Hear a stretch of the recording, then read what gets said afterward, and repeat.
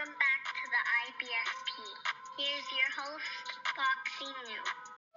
Dimitri Bivol to be stripped again. Look, let's break it down honestly and objectively as possible. And Jose Benavidez Sr. of Team David Benavidez has come out and stated that we're coming for the WBA world title as well to be stripped from Dimitri Bivol on behalf of David Benavidez. He states that whoever is there at 175, we want those belts. We already got one. It was super hard to get it, but now we want the others.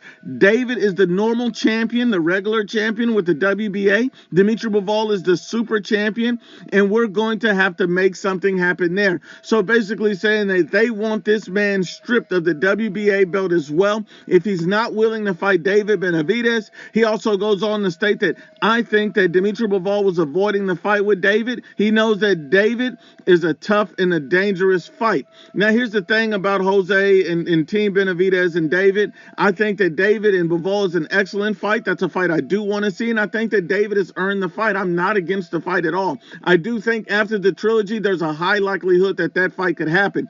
But the interesting thing about this is, let's not get into semantics and start calling, Dimitri Bivol a duck at this point when he's fighting Artur Beterbiev, who's an overall better fighter than David Benavidez. He's a more accomplished fighter than David Benavidez. He's a more skilled fighter than David Benavidez. He's a stronger fighter than David Benavidez. And that's to take nothing away from David. David's an excellent fighter in his own right. But to compliment Artur Beterbiev and say how dangerous he is not taking anything away from what David is. David's a good quality fighter in his own rights, but he's simply not proven. He doesn't have the skill set or power of a guy like Artur Beterbiev. He's never even been tested at that level. So to sit up here and even compare the two makes no sense. To say that one's a coward for fighting a monster for a third time, that's not right.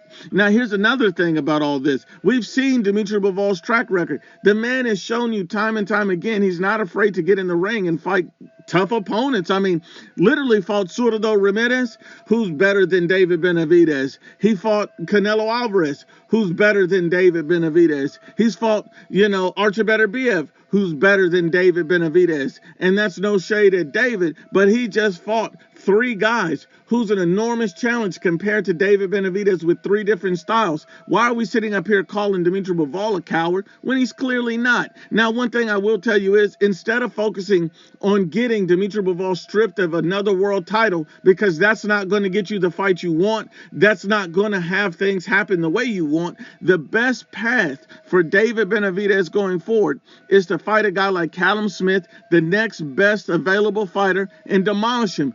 Cook him, beat him, destroy him, knock him out. Send a message to the division and the fans and have the fans demand the fight on your behalf. If you do that, you may just end up getting the fight.